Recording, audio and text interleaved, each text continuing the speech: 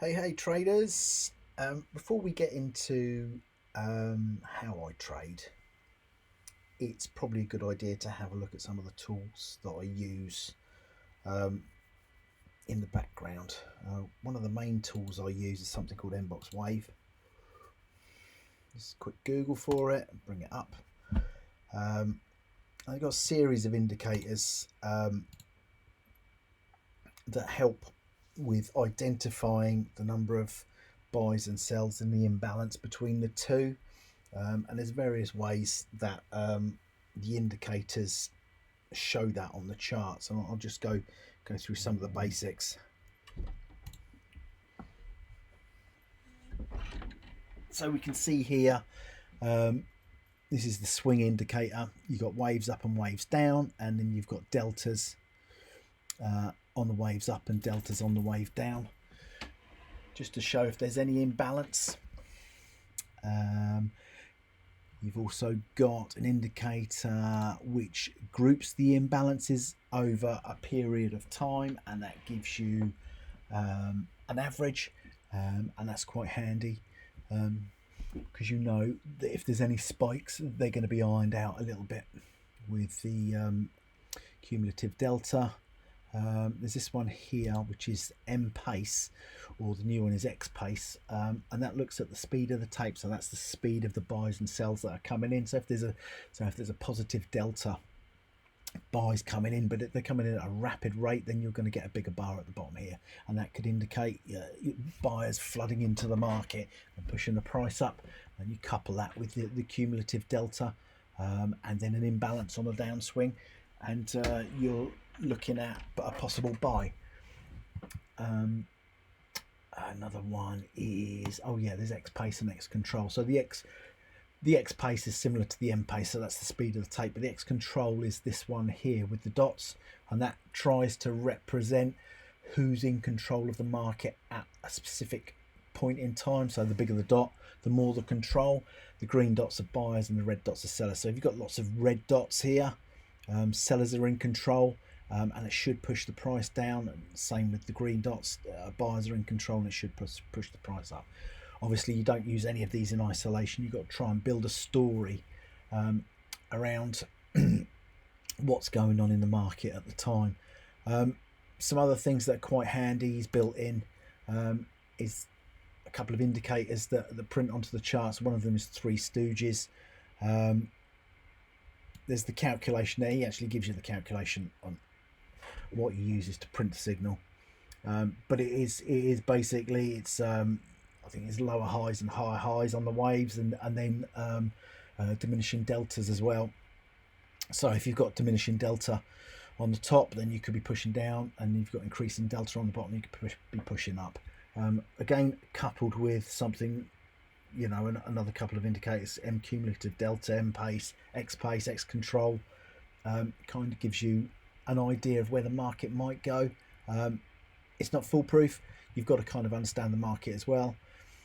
It's got some other signals. It's got pullbacks, and then springs and up thrusts as well.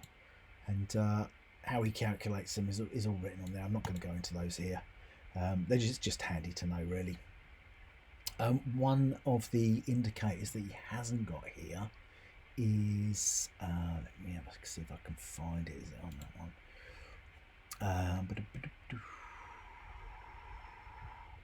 So it's the Mbox histogram, and that's the delta across a range of bars. Let's see if it's on this one. Yeah, there it is. So it's the Mbox histogram. So you can see this block of buys here, and that's the delta. The Mbox histogram is the delta across that block, and that's good. So you can compare it to the cumulative delta, which is a build up over time of the deltas, and then the local across the block deltas, and then you've got the wave deltas, which is the block delta again, and you've also got the M pace as well, which is the speed of the deltas. And you couple these all together, and you kind of build a story about what's going on in the market. If we have a quick look at training and education here, Mike, the guy that writes the code, has got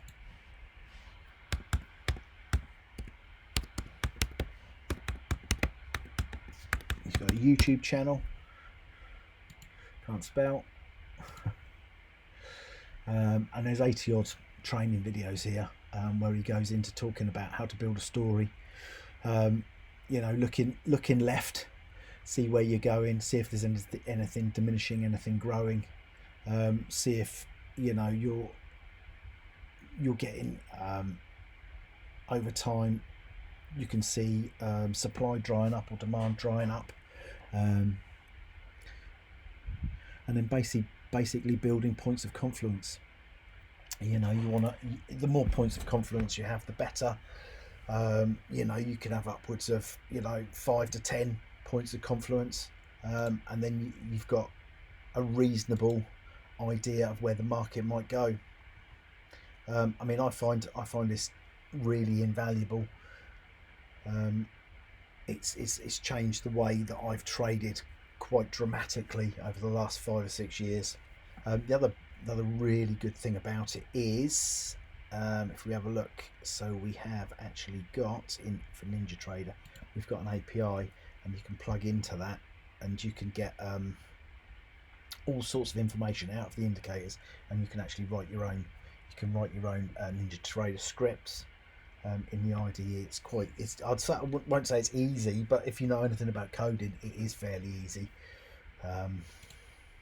So that was one of the other reasons why I went for NinjaTrader, and I went for this piece of software as well, because they hook up quite nicely together. Purchasing, there's lots of different purchase options, but there's a grandfather package that you can buy, which is all the indicators, and you get access to the Discord as well, which is a trading room. And there's all sorts of guys in there trading all sorts of instruments. You've got obviously you've got the index guys, the ES, the SPOOs, NQ, NASDAQ, RTY, and the DAX. I think there's a DAX section as well, and then you've got there's the Forex guys are in there. You've got a scalpers section, you've got commodities, so oil and gold. There's quite a few people in there trading, using this piece of software to trade all sorts of instruments. So it depends what you want to trade. There's probably someone already doing it in the group, and they're quite friendly. And also, if you ping Mike in the Discord as well, he tends to get back to you quite quickly. So that's pretty cool.